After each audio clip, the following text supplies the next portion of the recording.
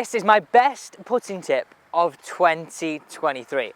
And we're talking about that 12 feet range, that must make range, or the one you've got to be holding more putts. If your putting's out of whack, this will sort it out. The question I get asked repeatedly is, Alex, should I stand here and try and take it straight back, take it straight through? Or should I try and purposely arc the stroke? Well, I would do neither. What I mean by this is, if I stand here and I have the idea of keeping my butt of the club pointing at me and my sort of hands have the idea of traveling straight back, naturally with how the club is positioned and the head is positioned to the hands, it will make a slight arc. You can see that there, and if I stand straight to you, the putter is working from here slightly away from camera, back towards where it started, then slightly away. I'm not changing anything, that is the natural arc. So just as an overall rule of thumb, when you're stood on the golf course, just try and get the club to arc naturally. It's not something you should purposely do.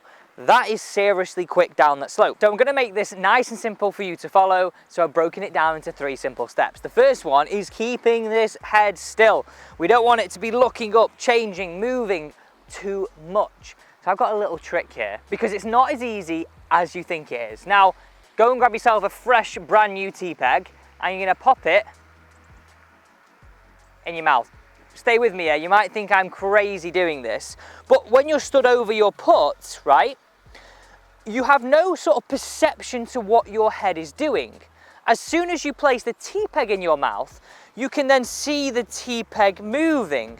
Therefore, you have a much better perception of what your head is doing. So really nice and simple, stand here, tee peg in, hit some putts, and get the idea of trying to keep the tee peg staying in the same position back and through. I know that one's crazy, but it really does work. The next drill is the club under the arms trick. Now, what this means is, firstly, I always want you to stand here and have the putter shaft going through our forearms, or certainly matching that. It really feels to me that you have a much better perception and relationship to the putter head. You'll also notice as I'm doing that, my arms aren't behind the seams of my shirt. They aren't back here.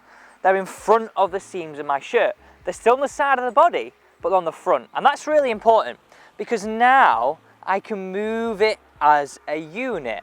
Back here, well, look how I've got to then move the putter. It all becomes a little bit flicky, a little bit wristy.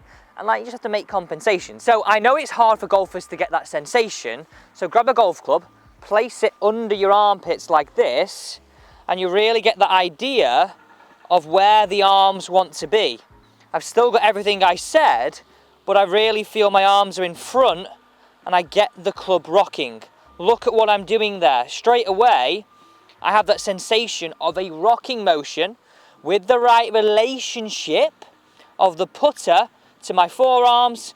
This is the feelings I'm looking for. From down the line, you can really see that. Look at this. That is the action I want. Whereas when that golf club isn't there, they can certainly get a little bit here and a little bit flicky. So they're my first 2, and I definitely save the best till last. And this is something I've sworn by all season long and done before majority of my putts on the course. So my final one.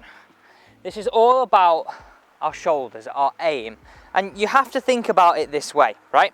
Your shoulders are almost like your train tracks. Wherever they're pointing will determine pretty much where you're going to hit the putts. Let's do it relative to this flag here. So this is a little hack that I have developed. I just want you to address a putt naturally, as if you're about to pull a trigger. And this is what I started to see in my swing, okay?